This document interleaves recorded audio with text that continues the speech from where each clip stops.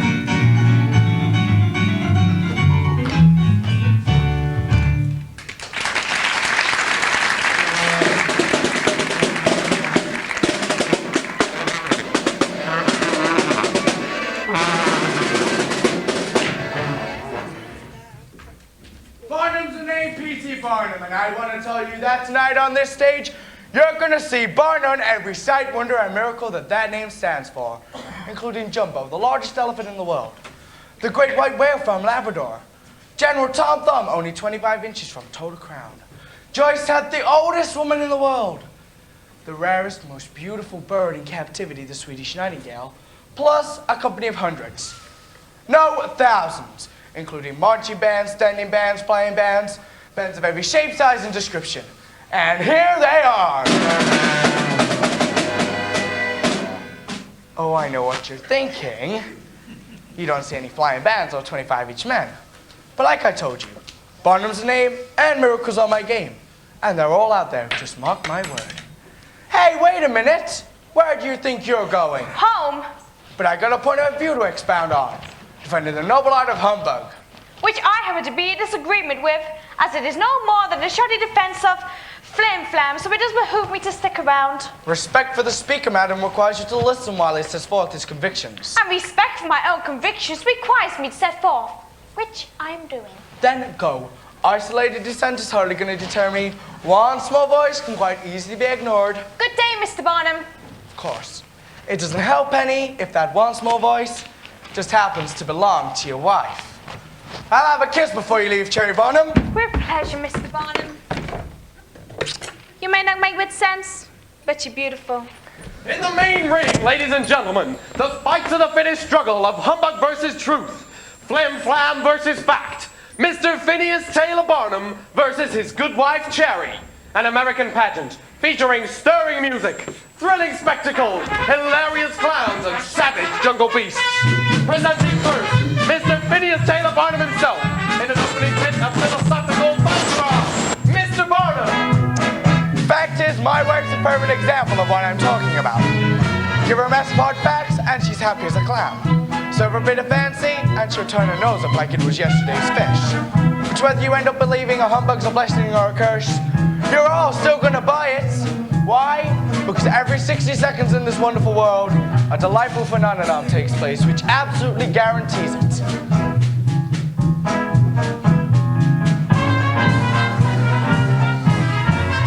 There is a sucker born every minute. Each time that second hand swings to the top like dandelions. Up they pop, their ears so big, their eyes so wide. Though my tale is bona fide baloney with no truth in it. Why, you can bet I'll find some room to buy my corn. 'Cause there's a surer shooting sucker born a minute. And I'm referring to the minute you was born.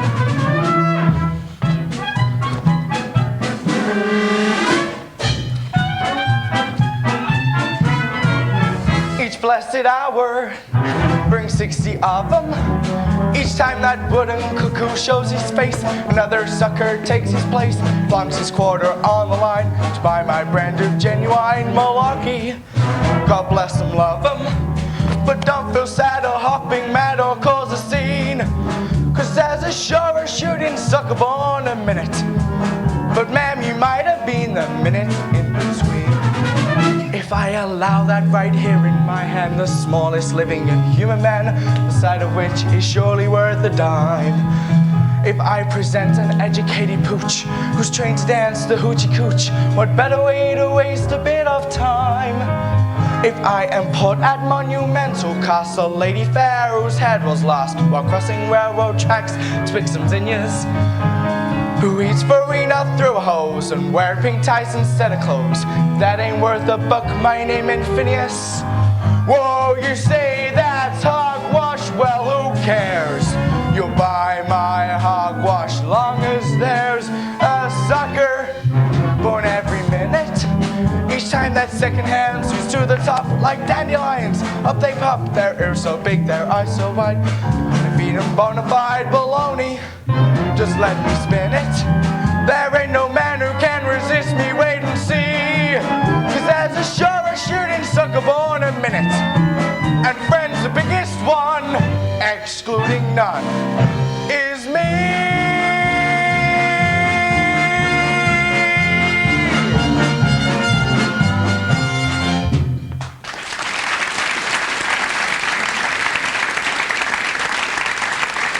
Of course, that was a long time ago. And now, alas, our country's growing up. So there are no suckers anymore. I'll prove it to you. If I say I got a real-life mermaid back there, how many of you would pay, say, 25 cents to see her? Would you? 25 cents? Anybody down there? Two at the most. The rest of you are still educated. You don't believe in any foolishness like half woman, half fish. So you're not suckers. And you are missing one hell of a lot, because there happens to be one behind that curtain. And now I'm going to be damned if I'm going to show you her. I don't think she's yet, Wally. So would you ask her to put on that mini blouse I got for her? I don't want you getting all rolled up when you open the wine. Oi! Sit down, you! Now you're up on your feet. Now you know Mademoiselle Neptune's got no blouse on. Well, it happens to be the mystic joinings of ocean and earth. That's a miracle, sir. Not her uncovered bosoms, pearly pink and simply beautiful though the flow may be. Isn't she beautiful, ladies and gentlemen? Come on, get her out of here. What do you think? Isn't she beautiful? Come on, get her out of here. Now, here it is, Taylor, Mr. Webster's dictionary. Humbug, something designed to deceive or mislead. Oh, Cherry. I'm talking about rosy possibilities. The kind that bunch of pilgrims set themselves when they set sail on the Mayflower. The dream, Cherry. Just one question, Taylor. That lady with no nose, how does she smell? Awful! Mr. Webster gives us nice synonym for humbug too. Lies. Now don't give up, Taylor. The evening's young. You still got some rosy possibilities.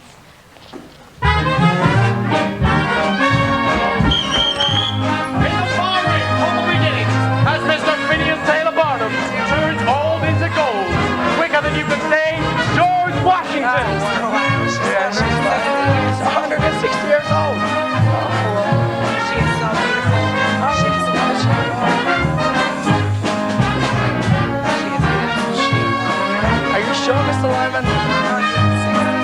160 years old? They came by the thousands in Philadelphia, Mr. Barnum.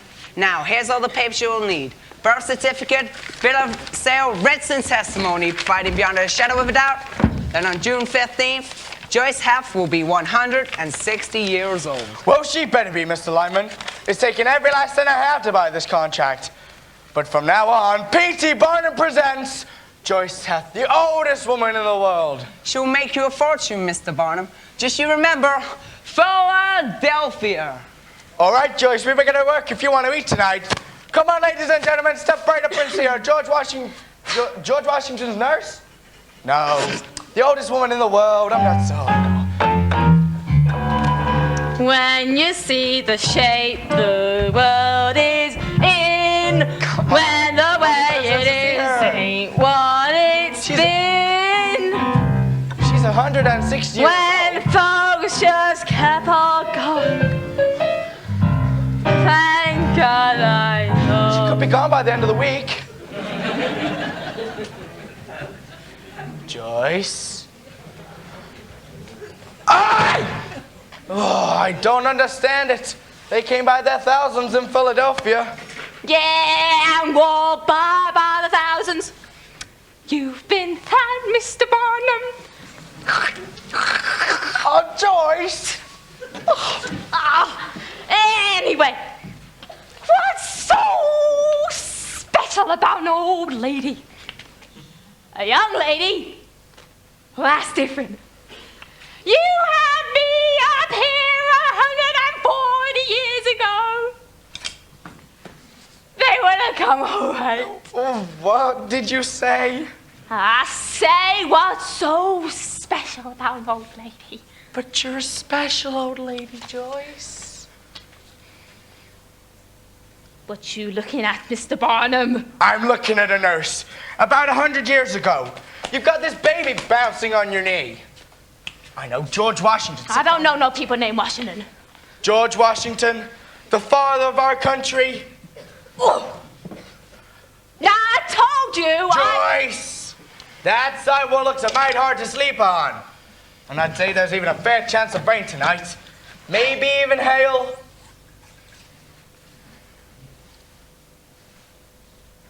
What you say that boy's name was? George Washington. Oh, you little Georgie! Why, Mr. Barnum, I pretty raised that boy. All right, Joyce, let's do it. Step right up and see her. George Washington's nanny.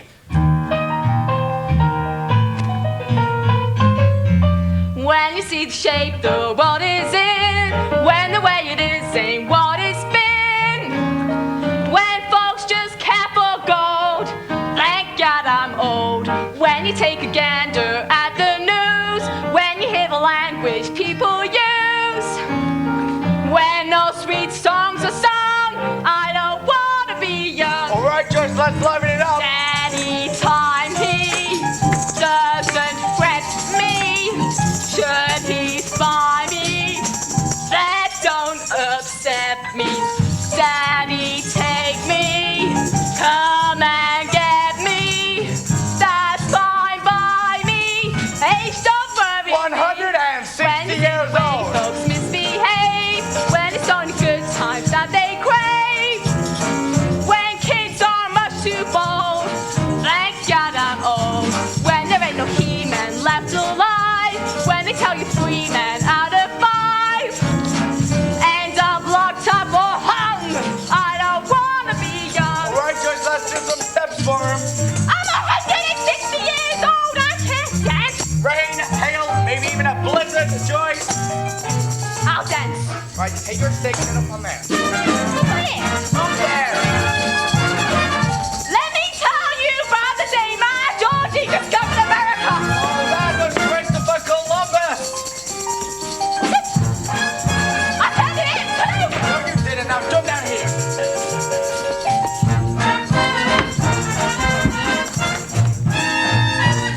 Gonna get me dressed and powdered down, call myself a hack and go to town.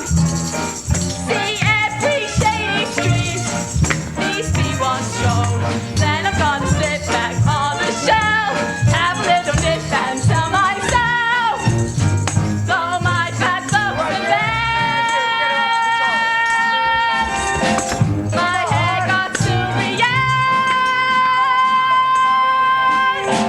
when I see all my friends laid out and cold. Sit down. Thank God I'm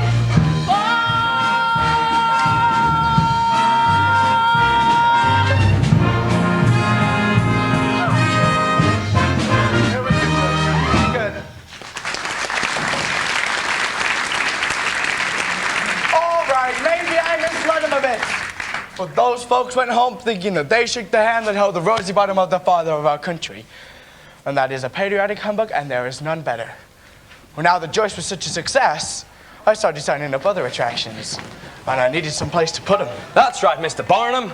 I'm looking for someone to help me run the American Museum, but I don't want to turn it into no sideshow. I couldn't agree more with you, Mr. Scudder. That's why I intend filling all 5 floors with the most educational attractions imaginable, including 3 galleries of art, a lecture hall seating 2,000 people, 2,000? and in the rotunda, a glass tank containing a living, breathing great white whale from Labrador.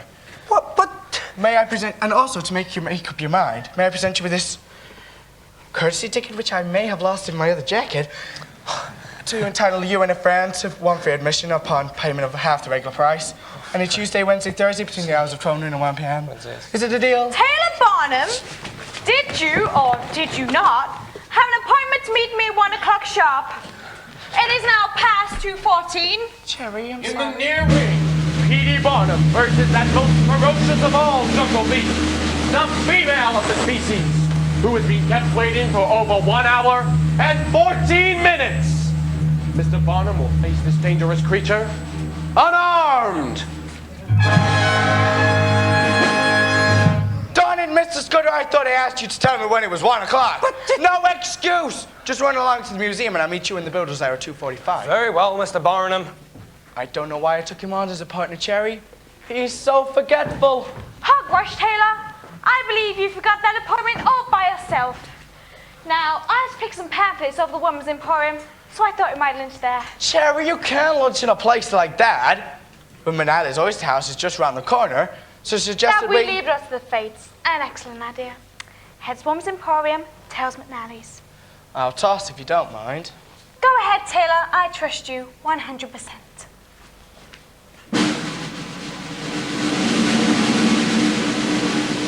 The Women's Emporium. Cherry!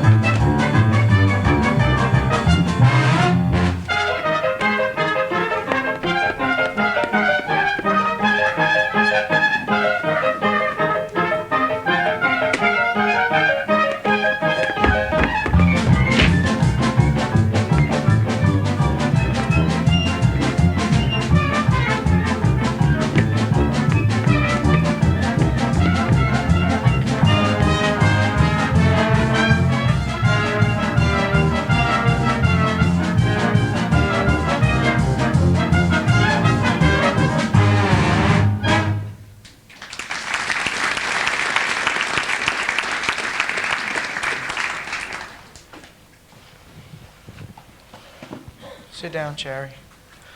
Look at this place. Shambles. Told you we shouldn't have come here.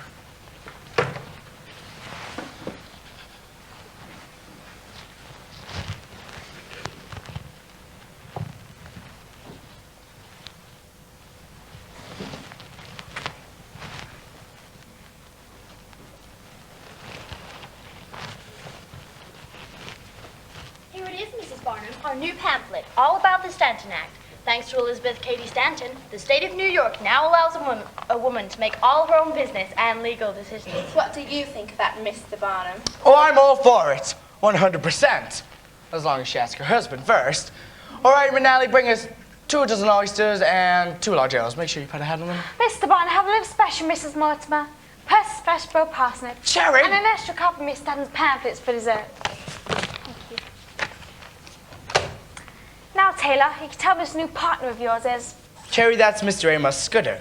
Him and me were aboard in the American Museum. With what? We haven't $100 to our name. Brass and a bit of humbug. You'd be surprised how often it's worth just as much as silver or gold. Schemes again, Taylor. Schemes and dreams. I told you that I was a dreamer that first night I met you. Taylor Barnum, when a girl meets a man in the middle of the worst thunderstorm of the summer with bolts of lightning jumping at every tree and vine in sight, not to mention the dogs and cats howling all over the territory to raise the dead, she don't pay much mind when a man happens to mention he's a dreamer. I'm not saying you mustn't have dreams, Taylor. Just let them be sensible ones we can reach. Cherry, I want to excite people. Stir them up. Give them a glimpse of a miracle. Miracle's a pretty fancy word for humbug, Taylor. Cherry, I'm shocked at you suggesting such a thing. Why, I've never even tried to take anybody for one thin dime. You take them for more than money. You get them all rolled up by things could never be. Like a woman, 160 years old. I'm not saying you shouldn't use the imagination the good Lord gave you. With 2 daughters to bring up, you ought to be using the more sensible things. Now, I happen to know Mrs. Chancey Jones is looking for a partner over the clock factory. I could be part of it, Taylor. Write the letters, keep the account. Cherry, I just couldn't do it. Tick tock tick from 10 till 6, with the occasional bong to break the monotony of 10,000 cuckoos looking out of 10,000 little holes. Every man's got a temperament, Mrs. Barnum, and mine's just not suited to tick tock, cuckoo, or bong. I'm sorry, Taylor. I shouldn't brought it up. Oh, of course you should, Cherry. That's half a wife's job, bringing up things that husbands never want to hear about. But the Bridgeport Clockwork Factory is just not the right color for me. Just say the name, and what do you see? Brown and gray, and if you're lucky, a dash of turp. But you walk inside any sideshow, and you've got fire engine red, buttercup yellow, and Kelly green. And it's like living inside a giant pinwheel, Cherry. And I need all those colors. I want to splash them out for the whole world to see. The colors of my love are bountiful and bold. The purple glow of indigo, the gleam of green and gold, the splendor of a sunrise, the dazzle of a flame, the glory of a rainbow. I'd put them all to shame. No quiet browns and grays, I'll take my days instead and fill them till they overflow with rose and cherry red. And should this sunlit world grow dark one day, the colors of my life will shine a shining light to show the way. That's well and good, Mr. Barnum. But your greens and reds aren't going to be much help if we don't get those builders started. Good Lord, Cherry, it's 2:40. Now you wait here. I'll be back in 5 minutes. 10? A half hour at the most. Oh, look, if I ain't back by 6, come over to the museum. Ann Street and Broadway. You'll know it by the sign. The red one with the purple trim. And the gold letters that says Barnum's American Museum.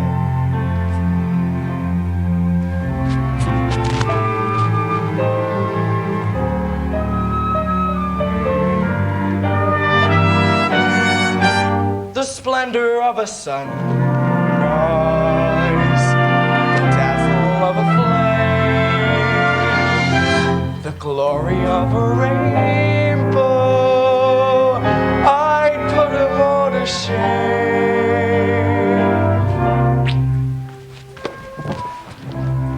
She won't fold, Charlie Barnum.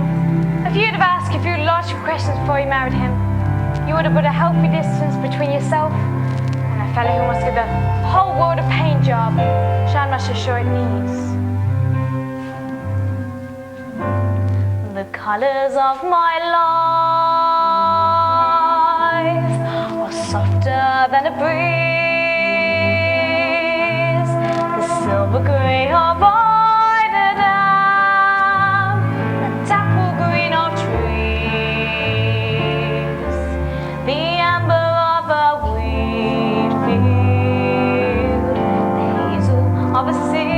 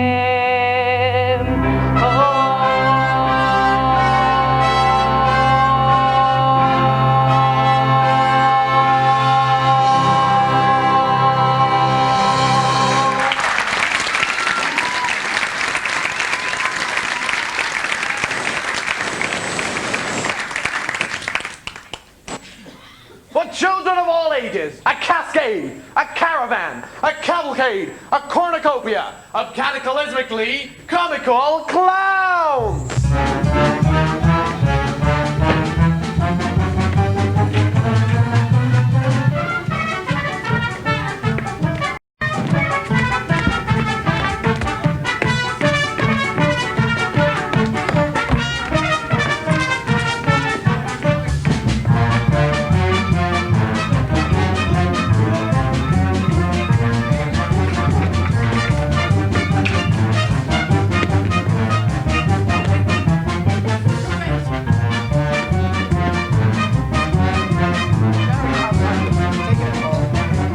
Just move out my way!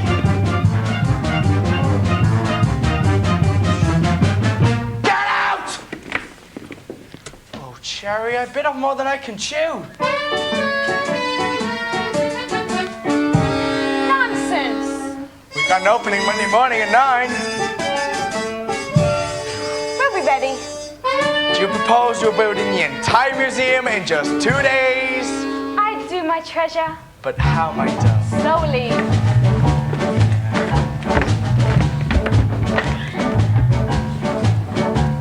The Lord gave each and every one the spunk to do what can't be done. The brawn, the brain, the courage, and the heart. Strength to bend the strongest bar, the strength to reach the top star. Just the case of learning how to start to build a pile up so high to a cloud. Your ankle booty, one tiny brick at a time. Bucks multiply till our bones. A bank can just begin with a thin silver line that empty really can yield miles and miles of flowers. You don't need no magic powers, it's the sea of showers from the floor to the sky. You can soar if you're wise enough to climb. One brick at a time. Have faith, Taylor.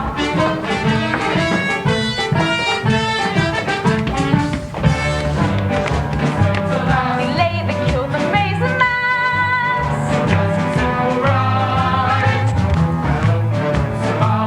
It comes to stick to pick your team.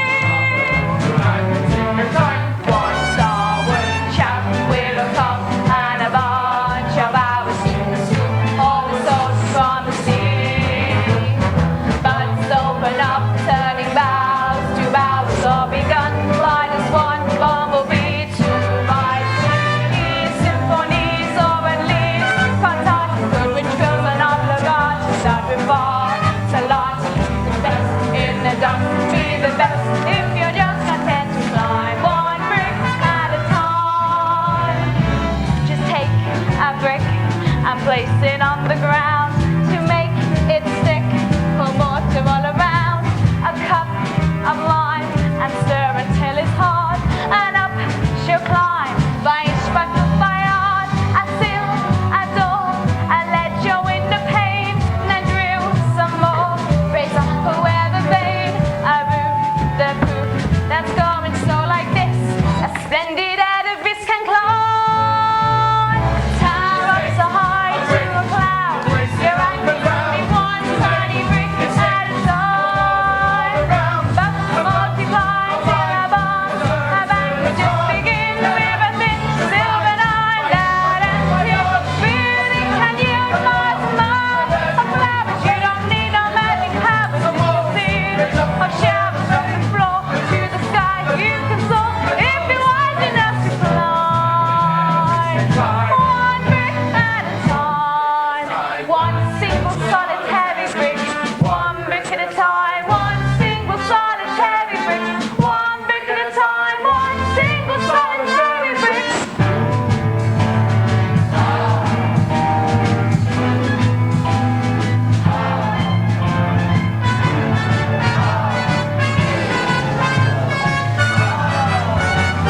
One brick at a time.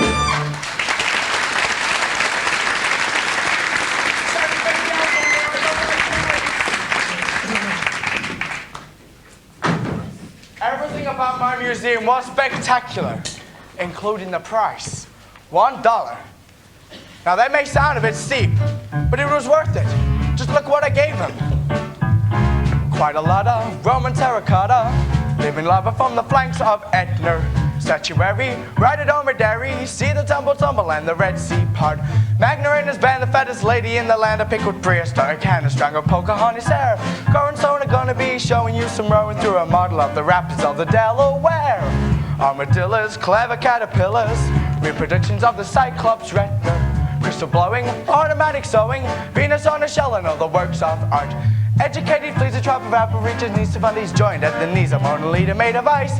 Cotton touch with cotton, if a cotton spots a cotton gin, and night will love the sun. We're gonna see that twice. One iguana, snakes, another fauna. Gonna bid a lady, but we're getting her. When you took out, take another book out. Run around the block and say, run around the block and say, run around the block and say, new show start. Mr. Barnum, Mr. Barnum! 5,000 admissions! Only everyone's going downstairs to see the whale, and they go upstairs to see the Indians and Joyce and the mermaid, and they go back downstairs again and start all over. No one's going out, Mr. Barnum. What are we going to do? We'll put that sign I had printed over the back door. To the egress. To the egress? Now don't get frightened, it's just a fancy word for exit. Well, no, I don't know what it means. They will when they get outside. Now that's called an education humbug, and there is none better than it. Educated please drive Aborigines, Smellies joined at the knees of Mona Lisa made of ice. Hot dogs begun in cotton, spicy cotton, gin, and olive sun. Gonna see that twice. One iguana, snakes, another fauna. Gonna be the lady, but break it. When you look out, take another book out. Run around the block here, run around the block here, run around the block here. New show start.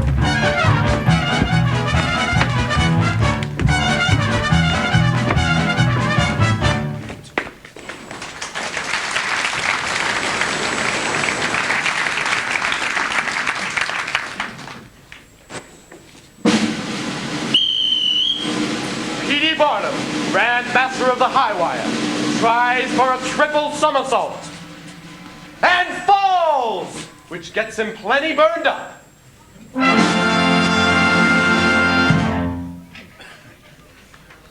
All right, I don't want you to turn around until I'm ready. Okay, now. Good Lord, they're real! What's the man done? A foolish thing, Cherry, a foolish thing. Married a hard-headed, tough-talking New England lady who's kept my crazy world from going up in smoke for the last 14 years. Happy anniversary. Taylor, I may have been foolish enough to marry you, but that doesn't mean I can't count. Our anniversary is in 6 months. Cherry, I'm talking about the museum. Oh, did you forget we opened the doors to the public 1 year ago today? Now go and get changed. Because I intend taking you, me, and those Pauls to Rector's Restaurant in New York City tonight. I'm sorry, Taylor, but I'm not going to any Rector's Restaurant. The people too rich, the food too fancy, and I don't even want to discuss the prices. I'm staying right here. Marital humbug number 2, the carrot in the club principle. It never fails. Now, you see here, Cherry Barnum, I've got myself the prettiest wife in the whole state of Connecticut. And it is my God-given right to show her off if I want to. So go and get changed at once, or certain very costly anniversary gifts may just have to be returned.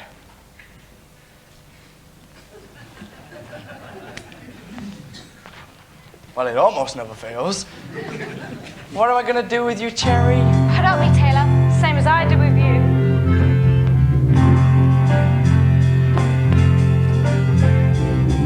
Rather step, we disagree. What's right for you is wrong for me. Together we're a part of country long. But I like your stuff. I like your stuff.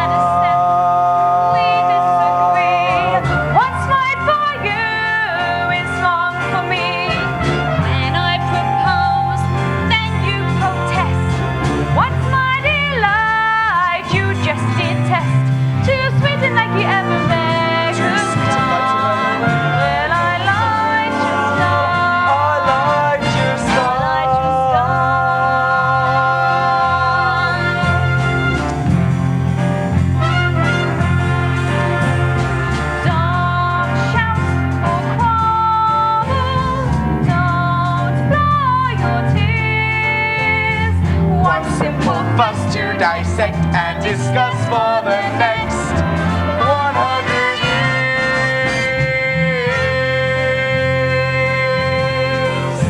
Now come with me, Charlie.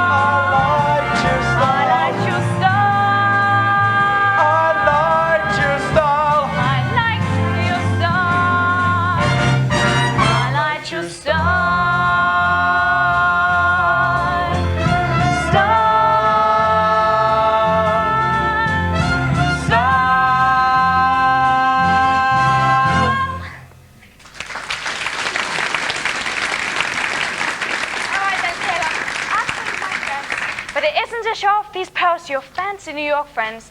It's because I still love you, you great fool. And I want one of your damn mountain humbugs to succeed. Why, Cherry, I'm such a suggesting such a thing. I've never tried to lie to you. Mr. Barnum. Not now, Mr. Scudder. Can't you see I'm trying to lie to my wife? Anyway, what the devil brings you down here at this time of the night? Well, Come on, Mr. Scudder, speak up. there's been a fire, Mr. Barnum, at the museum. Should I go? There's no point. There's nothing left. I'm sorry, Mr. Barnum. I hope I'm being humbugged, Mr. Scudder. Alas, you never taught me how.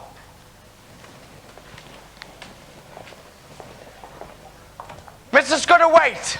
Now, Taylor, I'll tell you right now, I don't intend doing any gallop. I haven't changed my petticoat, still the same muslin one. But it seems the only dance you know is the waltz. I don't anticipate any problems, Taylor. Evening is off, Jerry. No use celebrating an anniversary of a museum that's burst down. And maybe that's a good thing. The Dawn place is nothing but a sideshow anyhow. Now you stop that. That museum was absolutely splendid for what it was, and I will not listen to anything to the contrary. New York's not the only place to make a living, you know. Well, right here in Bridgeport, you could... Darn it, Cherry, if you hadn't come through with a solution, there's a whole country out there. And here I am, piddling away my life in the corner of Ann Street and Broadway. When 24 states never even heard of P.D. Barnum. I'll build a new museum, and I'll put it on wheels. Taylor, I wasn't talking about any 24 states. Bring a little gold and red into the entire country. We'll start with a 3-month tour around the East. All we need is a bit of capital and one headline attraction to pull them in, Cherry. And because it was your idea, I'm going to put an ad on every top line saying the whole tour is under personal direction of Mr. and Mrs. P.T. Barnum. You are with me in this, Cherry, aren't you? Cherry? I'm not so sure I'm 100% in accord, Taylor. Well, then everything's all right. We're quarreling again.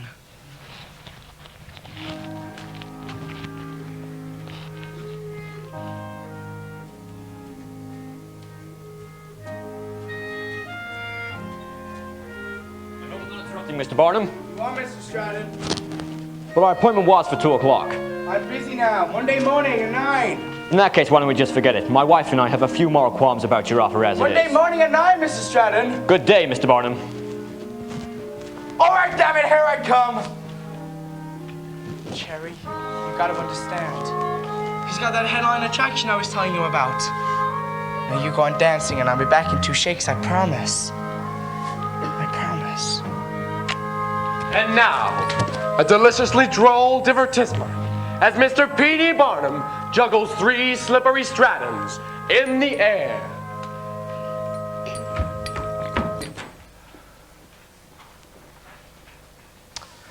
All right, Stratton, what's this about moral qualms? Let me begin by telling you that my wife and I have the highest regard for you. I smell a humbug. But as God is our witness. A holy humbug, the worst kind. But to permit you to exploit our son Charles's oddities for such a small sum of money is an offense to a Christian conscience. Now, the key word in that speech isn't Christian. It's small, as in sum of money. Now, what do you mean when you refer to as oddities? Any boy only 25 inches tall from head to toe is a freak of nature. Hang on, Mr. Stratton. Joyce Heath is 160 years old. Madame Josephine has a 10-inch beard. Anne Swan is 8.5 feet tall. But that doesn't make them freaks, it makes them special. What you call an aberration of nature, I call a gift from God to lift them above the crowd. Well, considering the boy's old enough to make his own mind up, why don't we leave it up to him?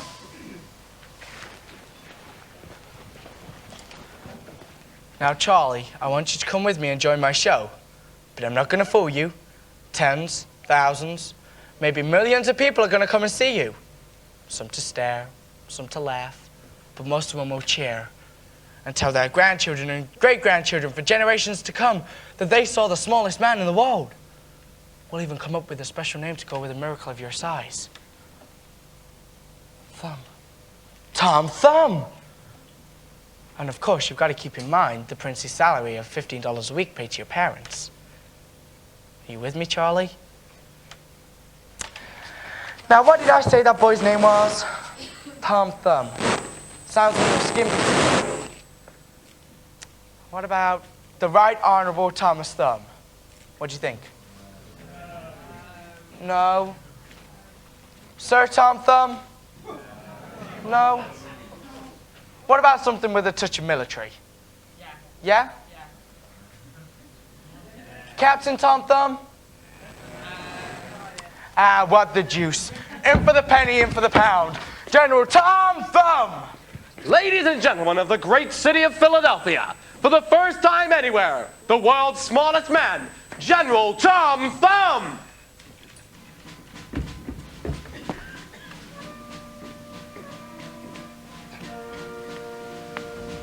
I'm General Thumb, just come to town, a Yankee Doodle dandy. I've at your scrapple washed it down with just a nip of brandy. The mayor made me presents rare, the ladies did salute me. First rate I am, they all declare, and all my poses suit me.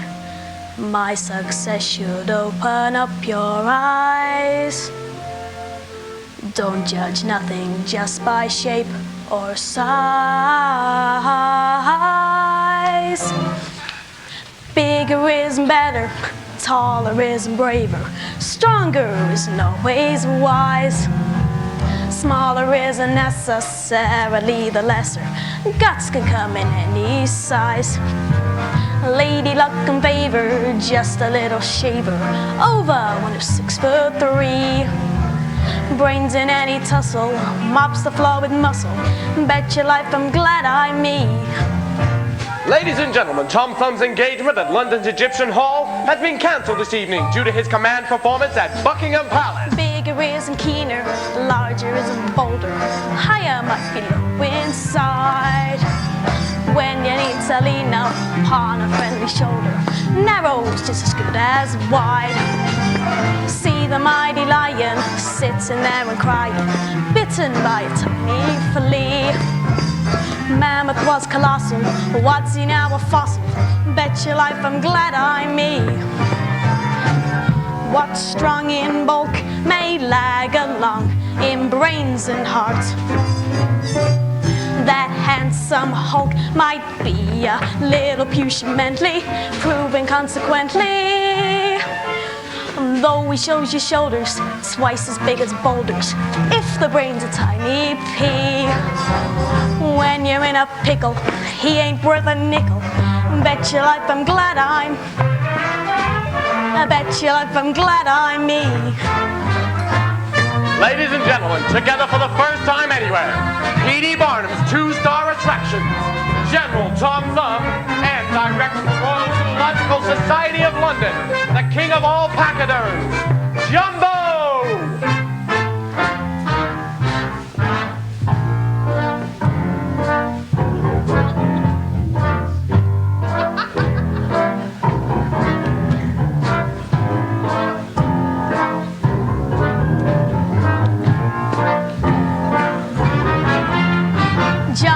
So awesome, folks are scared to cross him.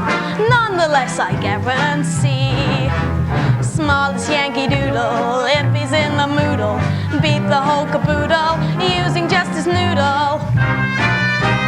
Bet your life I'm glad I'm me.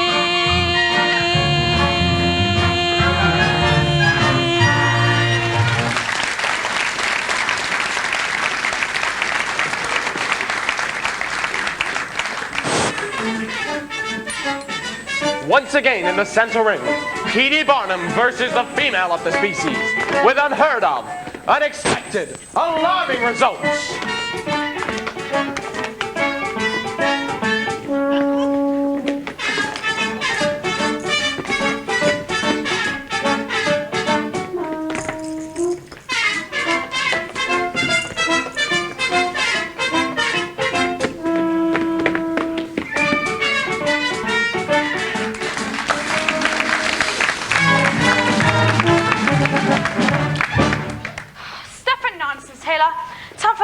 Smallest man on earth, but you managed to tell some pretty tall lies about him.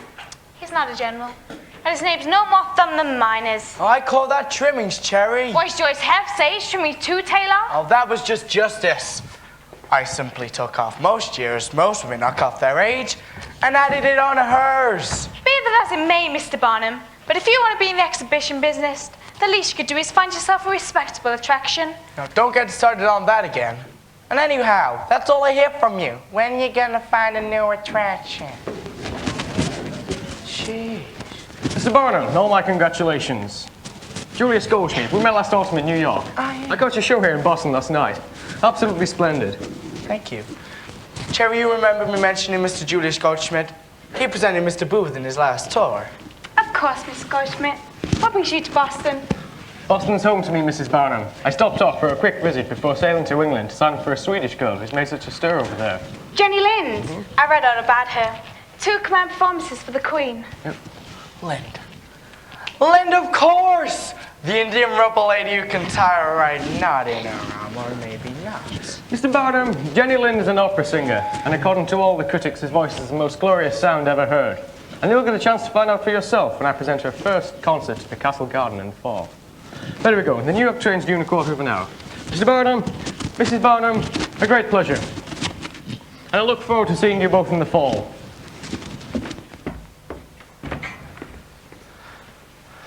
What's the matter, Taylor? Goldschmidt's a nice fella. I wouldn't like to see him lose his shirt. You don't think you'd be able to sign a Miss Lind? That's the problem. I think he will. And the American public's not gonna fill any hall just to hear a singer. I'm not so sure you're right, Taylor. You heard what he said. 2 command performances for the Queen.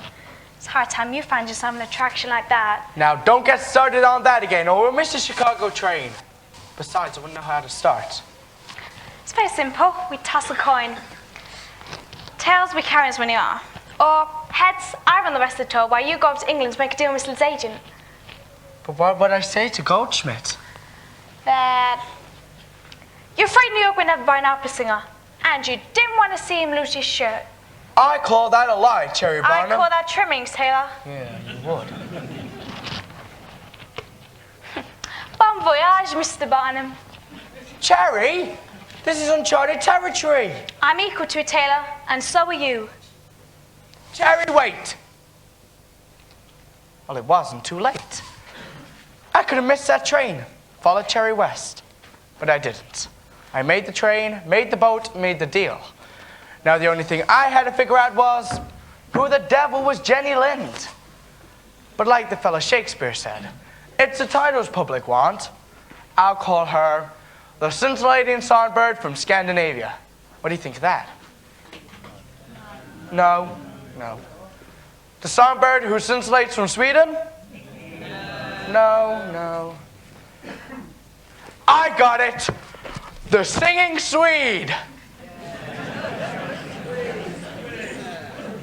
Unfortunately, Cherry already had the handbills printed up, so we were stuck calling her the Swedish Nightingale. Ah, well, you can't win them all. Ladies and gentlemen, for the first time on these blessed shores, the world-renowned living statues. Due to the extremely respectable nature of this attraction, Mr. Barnum's promotional campaign will avoid using any sensational claims and rely upon the plain, unvarnished truth.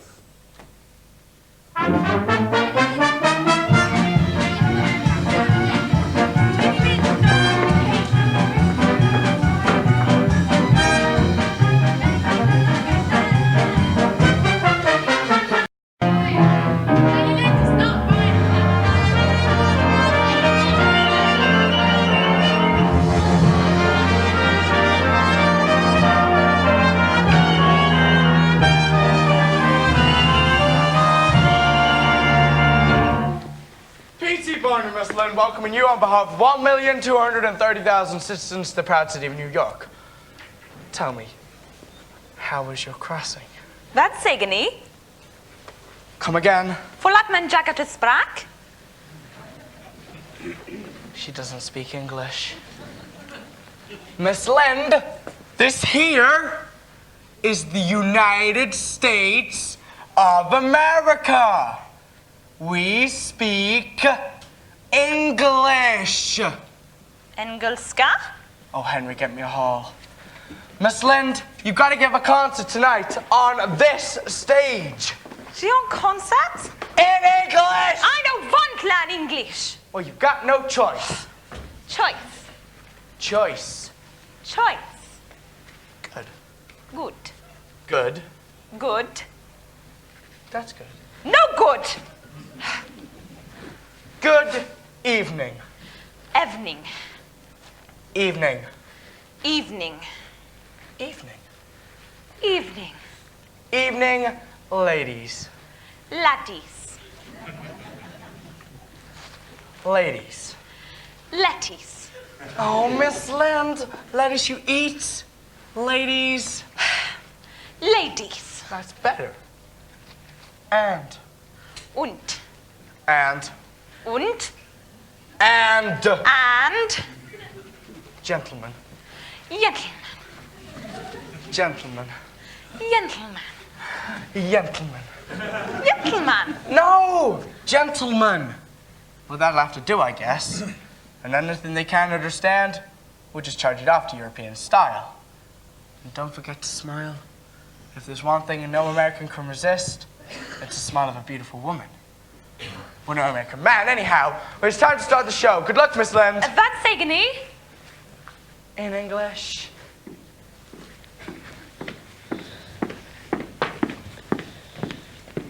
Ladies and gentlemen, Miss Lind thanks you for your warm reception to her program and wishes to sing one last song, a song which she performed in her first concert in Sweden, and which tonight she dedicates to her new American friend. Karlak osa till dusta letta.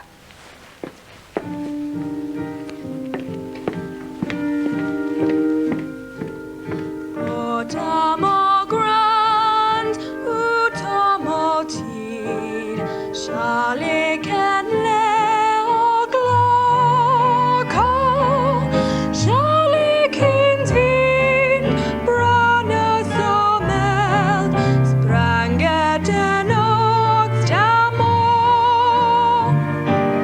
Utamo grand, utamo tid, kärleken drops skara få.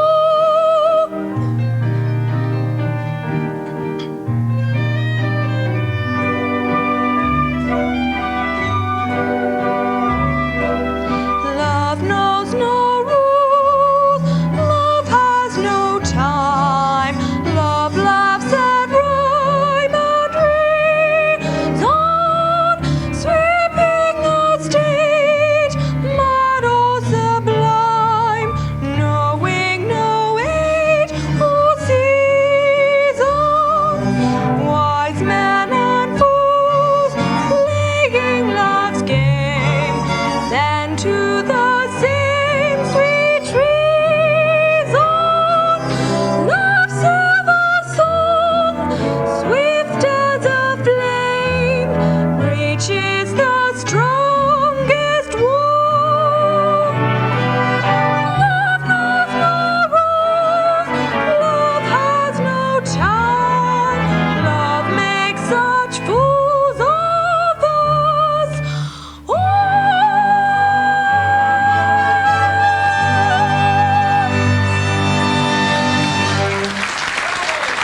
Barnum, Miss Lind, that's been beautiful. Mr. Barnum, I am a confusion. Many gentlemen asked to go with me to the celebration tonight, and I do not know which one to choose. Well, you choose whoever strikes your fancy, dear lady. Very well, I choose a scholastic person. My English teacher.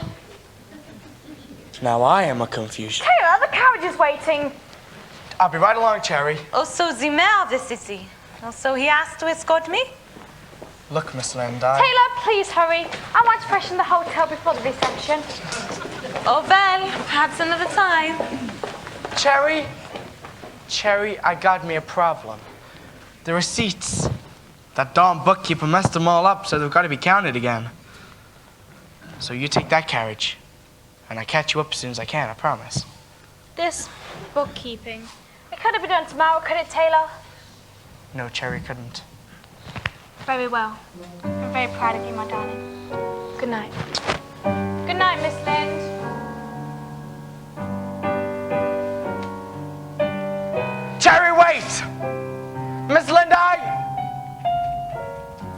Well, damn it, why shouldn't I take you to the reception? Hell, it's only for a few hours. I've been selling the dream to everybody else in my life. And this time I can look at it myself. I'm a man. I got a price of admission. I want to tell you what's going on inside that tent.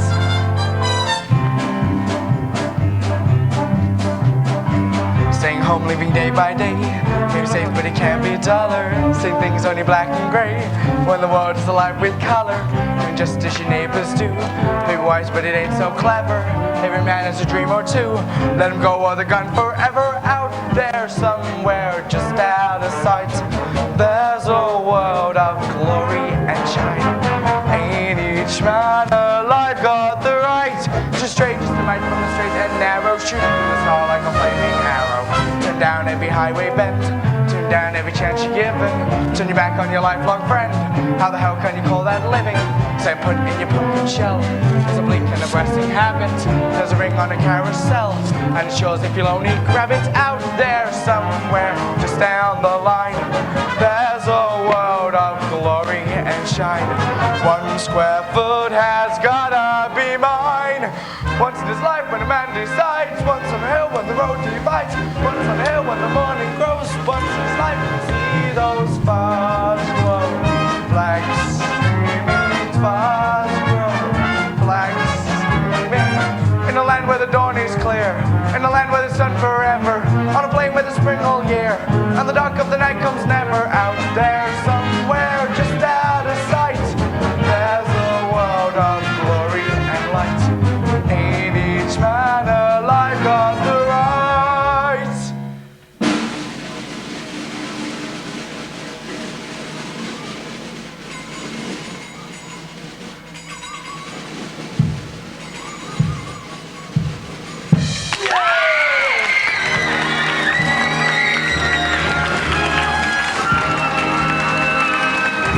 Ladies and gentlemen, the latest international sensation, the rarest, most beautiful bird in captivity, the Swedish nightingale. Behold and behold at last. With their amazing ascension act, with gorgeous pyrotechnic display. With his own 2 eyes, what lies out there?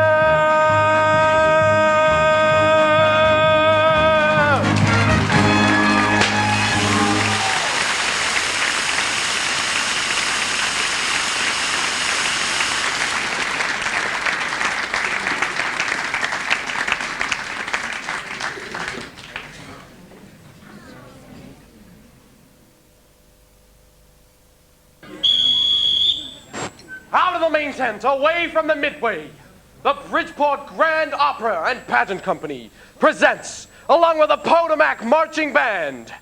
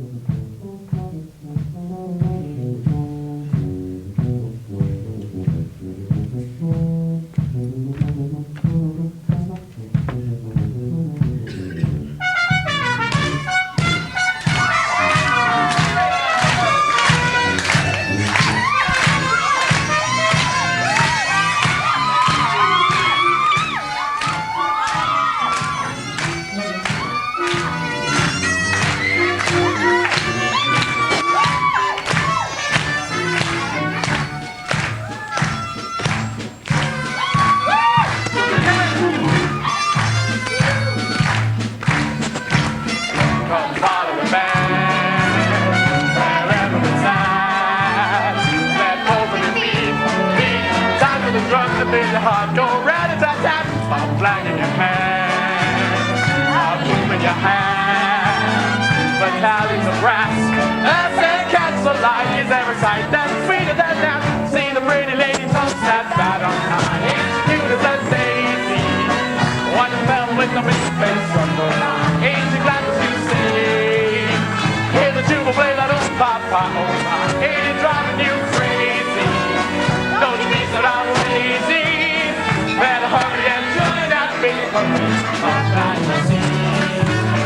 And understand that about the street. Think of beautiful places and the remember ocean days. You see the leader.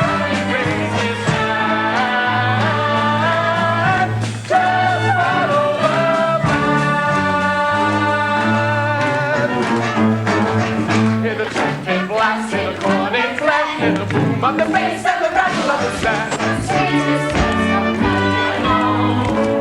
It's a big alone, hear the sound of the song of the side of the phone. Hear the sides and the bellow of the slide from home with a press of crystal, listen to it feel. It's a glockenspiel with the most majestic manner you'll remember all your life. Comes mellophone, comes sousaphone, comes saxophone, comes five. And the drums will slide With crash and clang and whole shebang. with a crash and a clang and the whole shebang goes by.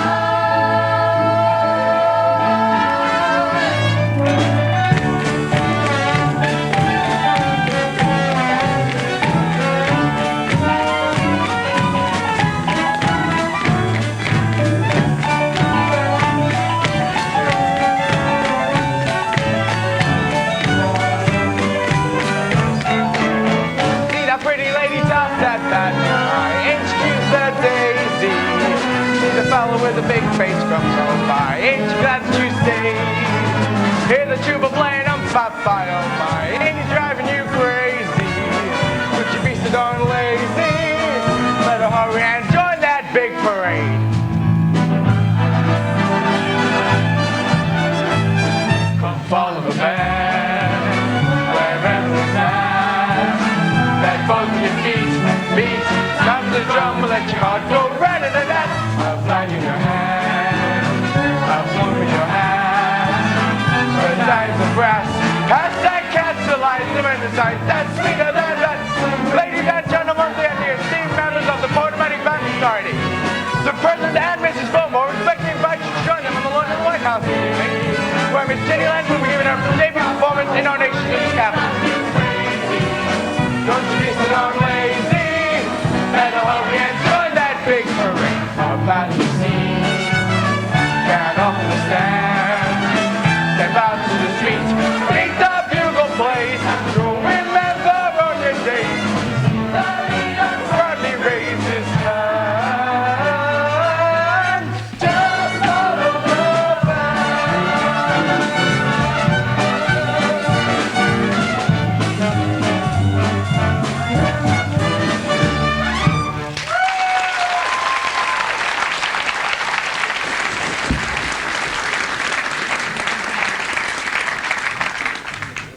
God, that drum. Thank you. Come follow the band, wherever it's at. Let both your feet beat time to the drum and let your heart go. Ra-da-da-da, a flag in your hand, a plume in your hat. For times of brass, pass and catch the light, the window side. That's sweeter than that. See Sir, that it's pretty now lady? 6:15. Excuse the daisy.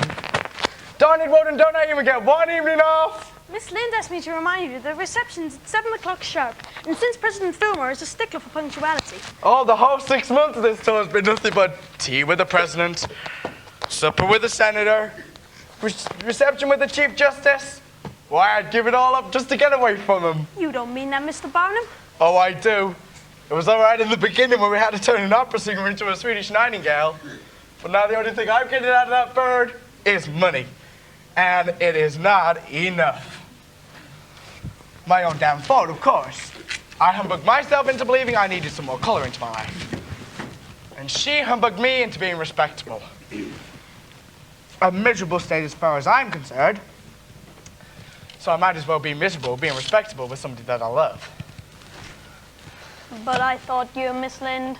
So did I. Anyway, will you help me into this? Thank you, William. God damn it! How many times do I have to tell you? Get your hands out of my pants! Sorry, Mr. Barnum. Yeah, you better be. Right, Wilden, you've got to send a wire to Mr. Goldschmidt telling him to meet me day after tomorrow in New York City. And another to Mrs. Barnum, saying that if that coin comes up heads, I may just be back in Bridgeport by the end of the week. Dearie me. The way they were acting in public, it's a disgrace. That's all I can say about it. There was no need. Are you muttering? Me, mother? No. I think muttering is the height of impoliteness. Then I'll just ignore it. Look, Miss Lind, if I've got something to say, I utter it. I may mutter, but I don't. I may mutter, and I may sputter, but I never mutter. I used to have a mother, but sadly she passed away. Anyway, it is still a damn disgrace. I bet I know what this is about. The way the French ambassador smiled at me last night. Wrong. It's the way you smiled at him. One of your number 2 trembly ones. Phineas, I'm a soprano and we flirt. The way impressionarios matter. Anyway, what's sauce for the goose is sauce for the gander. What are you talking about? The letters, What letters? long ones daily, to a lady in Bridgeport, Connecticut. If you'd be willing to give up these letters, I may be willing to give up my trembly smiles. Look, Jenny, I want you to know that I'll never forget you. It has been a lovely 6 months. Jaganska did do drama on, Phineas. In English, I want for you what you want for yourself. That's a kind wish, Jenny. Now the only thing I've got to figure out is what it is that I want. Well, at least we know what it isn't.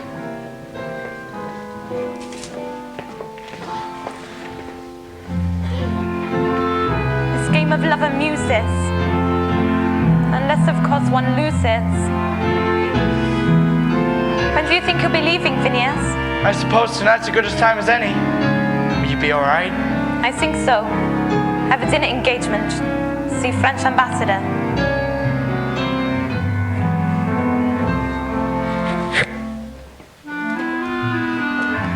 Wise men and fools, playing love's game, bend to the same sweet treason. Look at these figures for St. Louis, Mr. Goldschmidt. You're buying a songbird that lays golden eggs. I know that, Mr. Barnum. In fact, you might say that I knew that before you did. That's why I'm making you such a generous deal. Only one proviso. If Miss Lind ever plays Bridgeport, don't sell me any seats. Done? Done.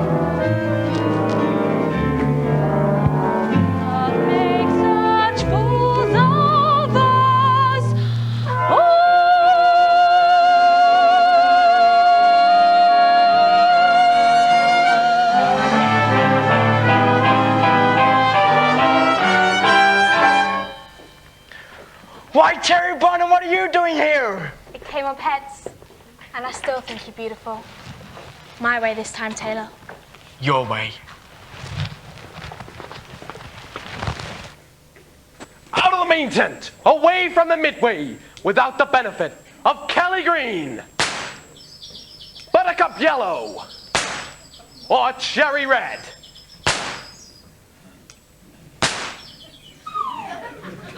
The Bridgeport Grand Opera and Pageant Company presents P.D. Barnum as he lives his life in black and white.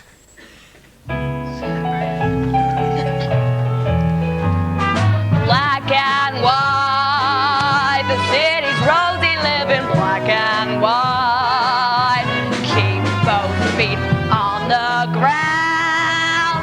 Don't let those daydreams spin you round. See things the way they are.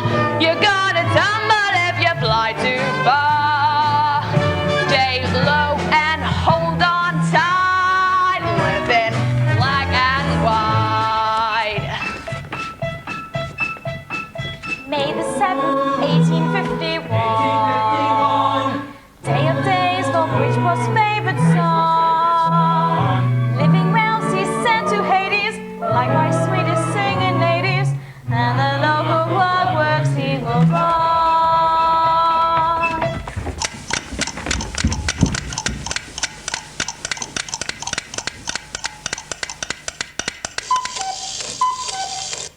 Oops. I think I broke it. Now let's see if this one's plays with me, please. 1,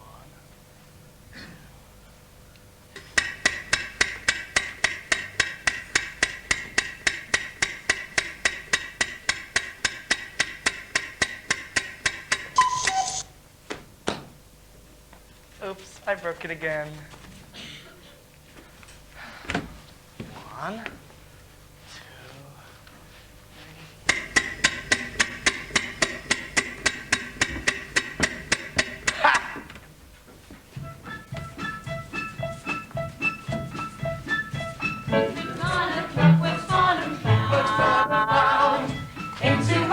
money's in the ground. Purchased 500 shovels, said men mustn't live in huddles, and a loser told her I was found. Land of every modern model town, elevated folks, strong and proud. So high it made you groggy, but on land a trifle soggy.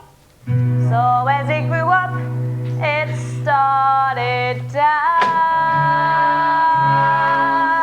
Cherry, help me. Black and white, he built a city that was black and white.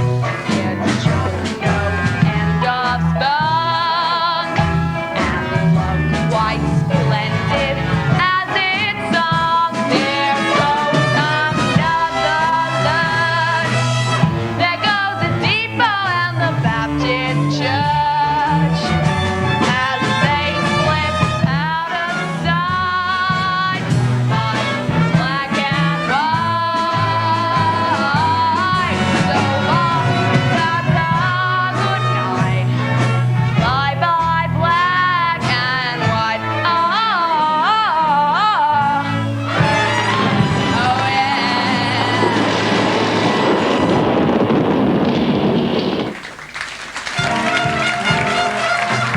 Heard about your city, what a shame. But the truth is politics, your game.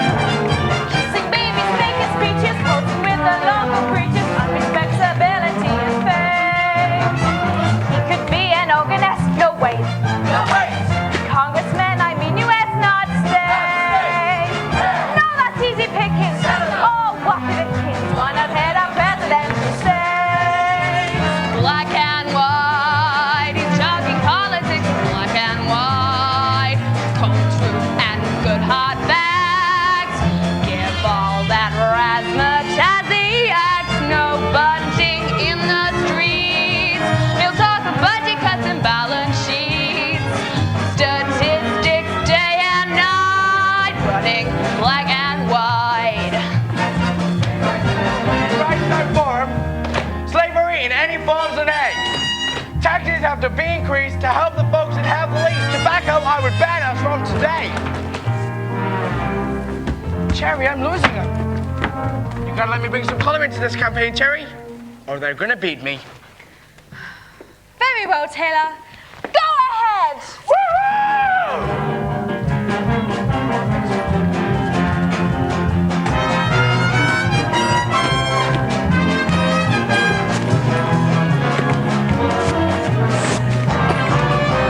Black and white, he's had his fill of living black and white. So long time, good night.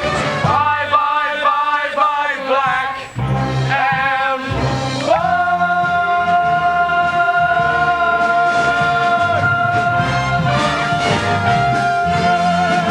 Yeah!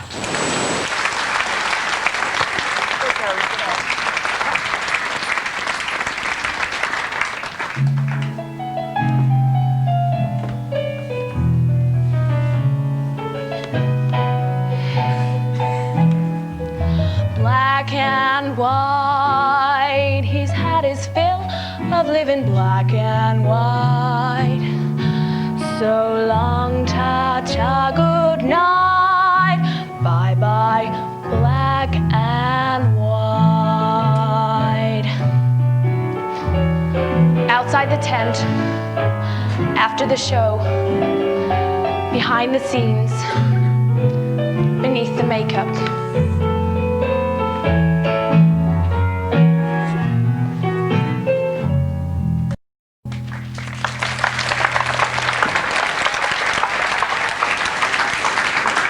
Taylor, wait a minute.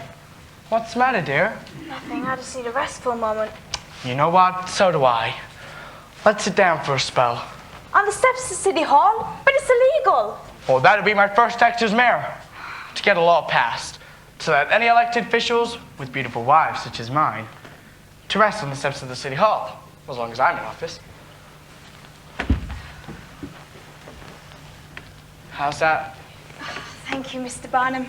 You're entirely welcome, Mrs. Barnum. Impressive place, isn't it? The most respectable looking building I've ever seen. And it belongs to you now. Cherry, looking at you here in the dark reminds me of that first night I met you in that thunderstorm. I know that you were frightened, but I wanted there to be more thunder and lightning so I could get another look at your face. And I closed my eyes every time the lightning flashed, so I never did get a look at yours. And still was standing at the odor. And by then it was too late. Now, Taylor, stop it. Folks are gonna think we're foolish. Why? Two old people sitting here alone in the dark, holding hands. Who says you're old? Maybe I got a few gray hairs and some laugh lines, but you don't look a day older than you did in that thunderstorm. And I thought you were through with humbug. 22 or 3 at the most. And that is the least humbugging thing I've ever said in my life. You're gonna be wonderful in politics, Taylor. Of course, I don't expect you mayor more than one term. I would have got my own Senate seat, and not the state Senate seat either. Cherry, you're talking about Washington. Her says you can do it. Running for the U.S. Senate is nothing you toss a coin on. It takes pondering, considering, contemplating. And anyway, how come of tossing that coin for 25 years, it never once come up tails? I guess fate is just on my side. That, and the fact that coin just happens to have 2 heads. Would you look at that? It has 2 heads. You stat the dick, Cherry Barnum. I haven't been watching you 25 years for nothing, Taylor. All right, I'll run for your damn Senate, but because I love you. But you've humbugged me good and proper, and I'm most displeased. Why are you smiling? Everything's gonna be alright. We're quarreling again. The colors of my life are softer than a breeze. Are bountiful and bold, the purple glow of indigo, The silver grey of eiderdown, the gleam of green and gold, the dapple green of trees, the splendor of a sun, the amber of a wheat field, the dazzle of a flame, hazel of a sea, the glory of a rainbow, the crystal of a raindrop. I put them all to shame. All I'll ever need. No quiet browns and Your grays. red's not much too bold. I'll take my days instead. Gold I find no word. Till they I'll fill my days with overflow sage and brown. with rose and cherry red. Colors of the earth. And if from by my side my love should roam, The colors of my life will shine a quiet light to lead him home.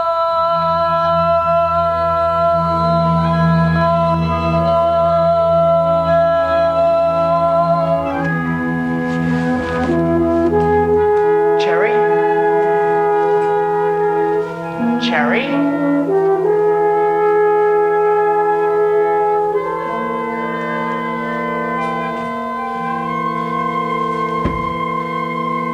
Cherry!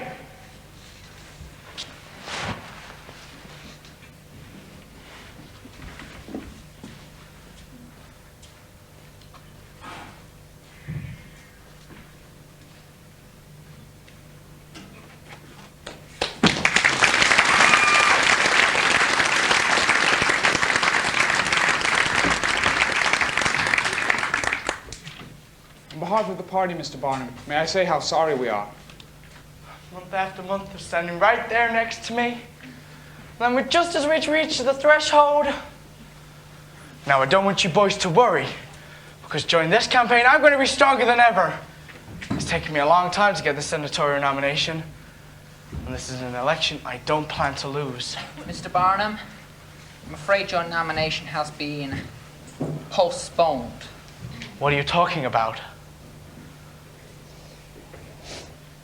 What are you talking about? Come on, tell me now. The party's position has changed, Mr. Barnum. We're giving the nomination to Alexander Whitaker. What are you talking about? I've been barnstorming the past 6 months on the strength I had that nomination. Mr. Barnum, the decision's out of your hands, but you'll be a prime candidate in 4 years. I don't want a nomination in 4 years. I promised somebody I'd be in Washington next January.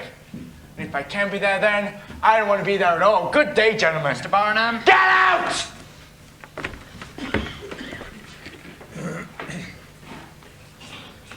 They took me, Cherry. 6 months of making speeches, and they take away my nomination with a lie. A lie worse than any humbug I ever pulled in 35 years of fooling people. And is a humbug a bad thing after all? Why, back in '76, old Jefferson and Franklin humbugged themselves into believing they wanted a society of free and equal people.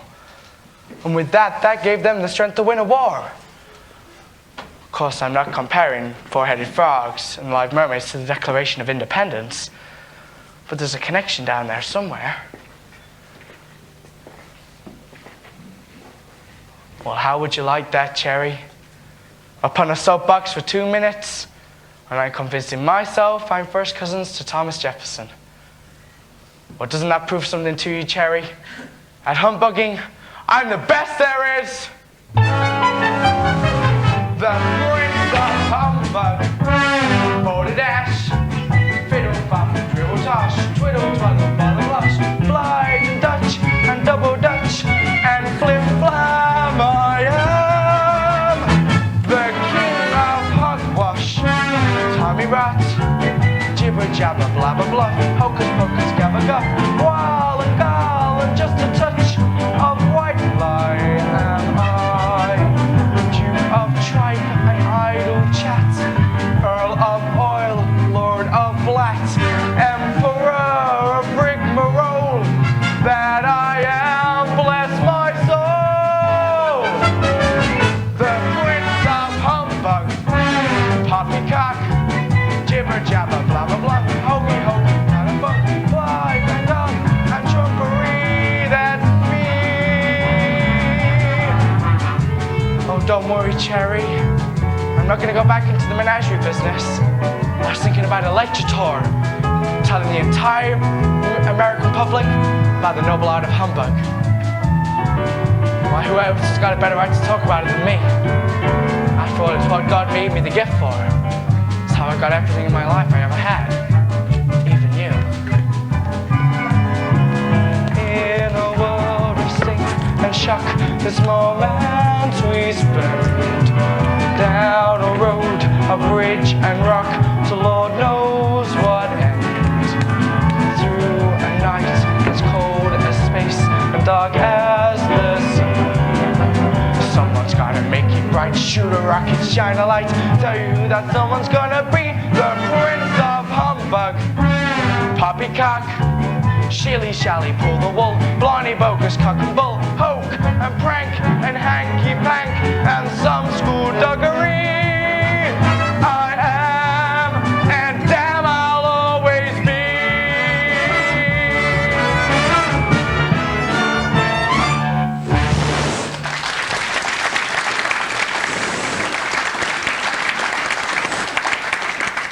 And now, the main event, the greatest contest of them all. P.D. Barnum, alone, unarmed, without a net, in the fight to the finish with destiny. Bale is the name, Mr. Barnum, and I'm here for my 3:30 appointment. I've given the deal a great matter of thought, Mr. Bailey, and I'm sorry, the answer is no. But, Mr. Barnum, I sent you those plans and photographs over a week ago. Haven't you had a chance to see them yet? I saw your photos, and your menagerie business doesn't look too bad. But I've been out of the business a long time now, and I'm not looking to go back into it anytime soon. But if you wouldn't mind a bit of advice... No, I'd welcome it. You've got to hook your attractions to the mood of the country. It's 1880 with Grant in the White House, and we're expounding our boundaries. Your menagerie business is good, but it's too small. There ought to be 20 clowns, 2 fat ladies, God knows what other attractions, 6 upon the high wire. But that's impossible. How would I get all of those acts into one ring? Put a couple more rings on either side. Not to mention a whole separate tent for sideshows. And a traveling grandstand that you can put up and take down to see 5,000 people. And enough canvas to cover the entire Crystal Palace. And still have enough room to fly a kite. The Crystal Palace? Mr. Barnum, I hope I'm not being humbugged. Whatever gave you that idea, Mr. Bailey? Well, I must admit, it does sound good the way you tell it, but I need your help. Out of the question, Mr. Bailey, I'm sorry. But I need you. The circus needs you. No! When the pill the doctor gave you turns you cold to the grip. When a stitch to save 9 others comes apart with a rip. When the rats invade your attic and start leaving your ship. Follow my tip, come away on a trip and join the circus like you wanted to when you were a kid. Climb aboard before it moves on and you'll thank your lucky stars you did. Go to bed in Minneapolis, wake up in PA. Pack your roll, your brush and your comb again, ready to roam again, ready to stray. Bless my soul, you'll never go home again when the circus comes my way. The answer's still no.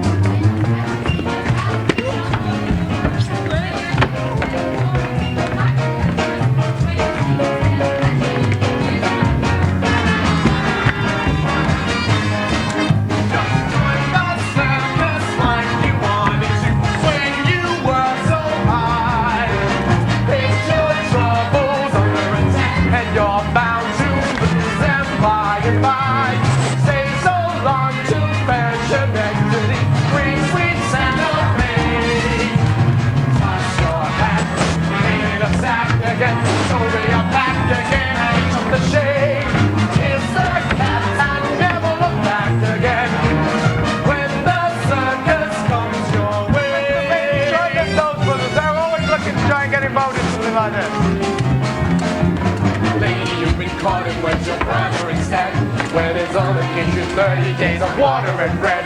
When your bank account's $1 million, but it's all in the red. Don't lose your head, if it's up to the bed. I joined the circus like I wanted to when I was a kid. Climbed the wall before it moved on, and you bet your life I'm glad I did. Went to bed in Minneapolis, woke up in PA.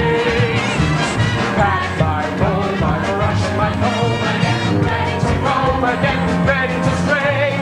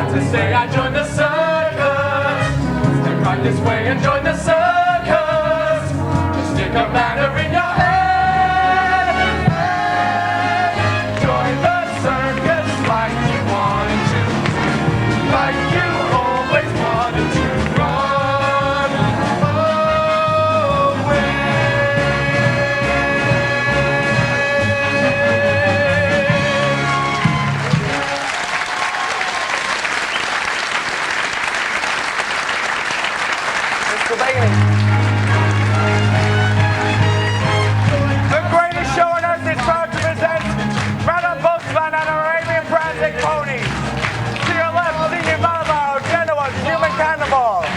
To your right, Anton Vinovich and his amazing African lions. The internationally celebrated sisters of the High Wire, Lily and Lisa. And in the center ring, the greatest spectacle of them all, the Barnum and Bailey Elephant Parade. Never go home again from the day you join the circus. Step out this way and join the circus. Step out this way and join the circus. Stick a banner in your hand. Join the circus like you wanted to. Like you always wanted to run away.